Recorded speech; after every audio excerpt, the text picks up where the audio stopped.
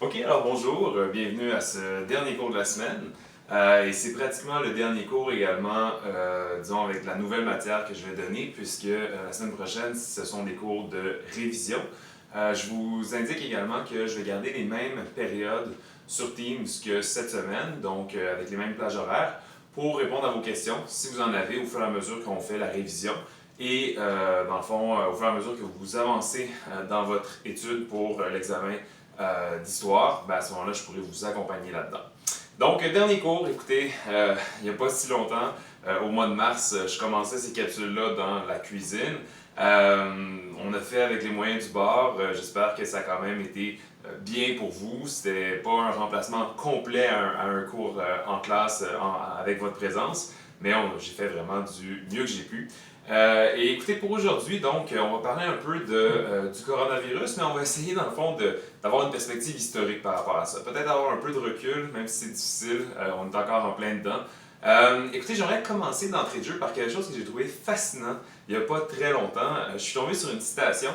Un journaliste demandait à une anthropologue à quel moment, selon elle, la civilisation, une première civilisation humaine est née.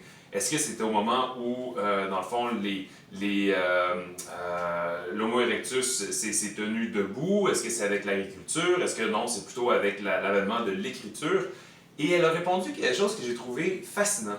Elle a dit, écoutez, on a trouvé, il y a pas très longtemps, un os fossilisé d'un fémur qui avait été cassé et qui avait guéri en fait. Donc d'un humain qui, je ne sais pas, peut-être décédé à 40 ans, s'était peut-être cassé le fémur à 30 ans et avait été capable de remarcher à nouveau parce que ça avait été guéri. Ce qu'elle a dit, c'est ce que ça démontre, c'est qu'un adulte a pris soin d'un autre adulte alors que cette personne-là, dans le fond, ne pouvait plus chasser, ne pouvait plus se déplacer, ne pouvait pas faire quoi que ce soit. S'occuper des enfants, c'est naturel. Je pense qu'on a quelque chose de très instinctif vis-à-vis de ça. Je vois mon épouse aller ces temps-ci, et pour moi-même également, je pense qu'on a ce penchant-là de s'occuper de nos propres enfants. S'occuper d'un autre adulte, c'est un petit peu différent. Et dans ce sens-là, pour elle, c'était très clair. Le fait que ce fémur-là ait, dans le fond, été cassé et par la suite est guéri, ça démontrait que, dans le fond, on se souciait l'un de l'autre et on parle à ce moment-là vraiment d'une civilisation, on parle vraiment d'une société, dans le fond, qui se soucie les uns des autres. Pourquoi est-ce que je vous parle de ça? C'est que le coronavirus, c'est ça que ça ébranle assez profondément en nous. On peut plus difficilement voir les autres personnes, on peut pas s'en approcher beaucoup. Dans les cas où ils sont dans les hôpitaux, c'est difficile, voire même impossible, d'aller les voir.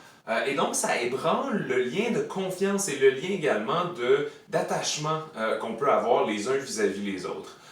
Et ça, disons, la partie la plus troublante, selon moi, de cette pandémie-là.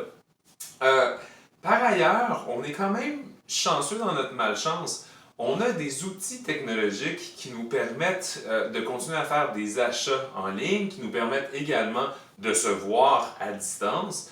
Donc, l'ampleur, c'est pas pour diminuer, pas pour minimiser, mais l'ampleur de la pandémie et l'ampleur des impacts qu'on en ressent sont énormes, mais au moins on a les outils technologiques pour essayer de conserver un certain équilibre, conserver un semblant de normalité à travers tout ça. Je pense que vous vous en êtes rendu compte, je m'en suis rendu compte aussi.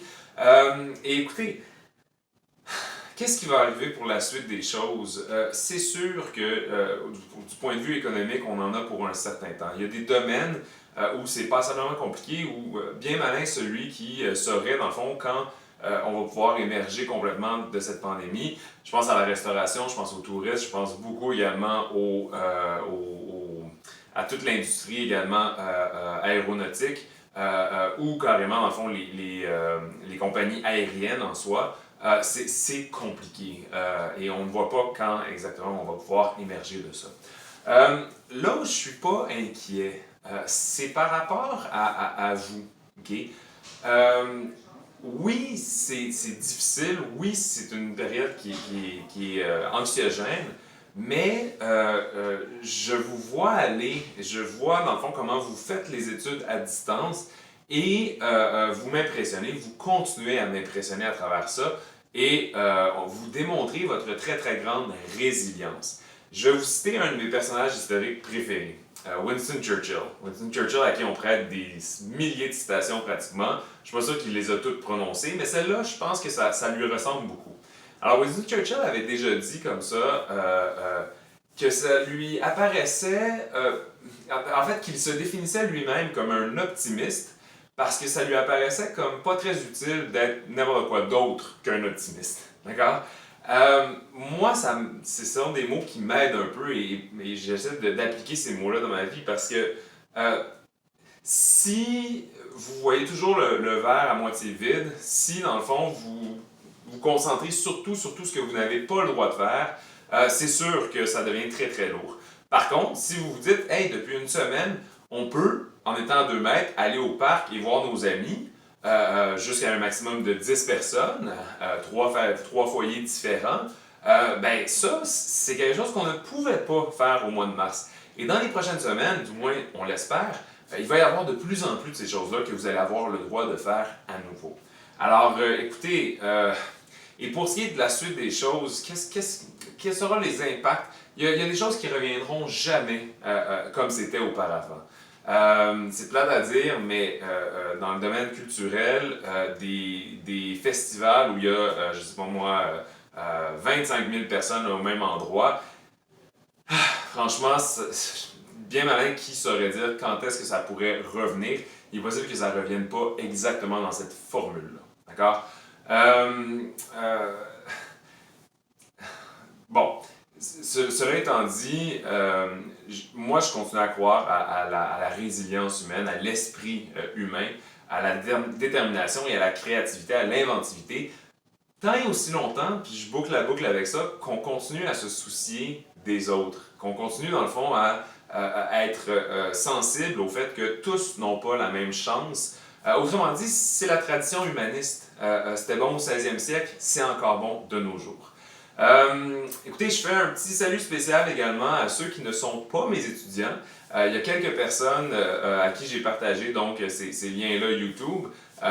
Vous avez été quelques-uns à me dire que vous me suiviez. Ben, je vous remercie de ça. Ça a été une belle expérience, dans le fond, que de donner des petits cours de cuisine comme ça.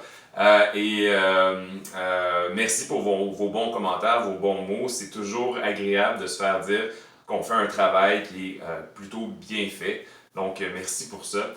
Écoutez, à tous, mes élèves comme les autres, je vous souhaite un très bel été. Je vous souhaite, dans le fond, de quand même trouver des beaux moments à travers vos journées et de profiter, dans le fond, des moments et de profiter de ce qu'on peut faire et profiter des vôtres également. Je sais qu'on les voit beaucoup, mais c'est-à-dire ceux de notre foyer immédiat, mais ça reste les personnes les plus précieuses. J'en mesure l'importance, surtout dans ces derniers jours. Écoutez, on va terminer avec un petit quelque chose. Attendez, je vais vous montrer.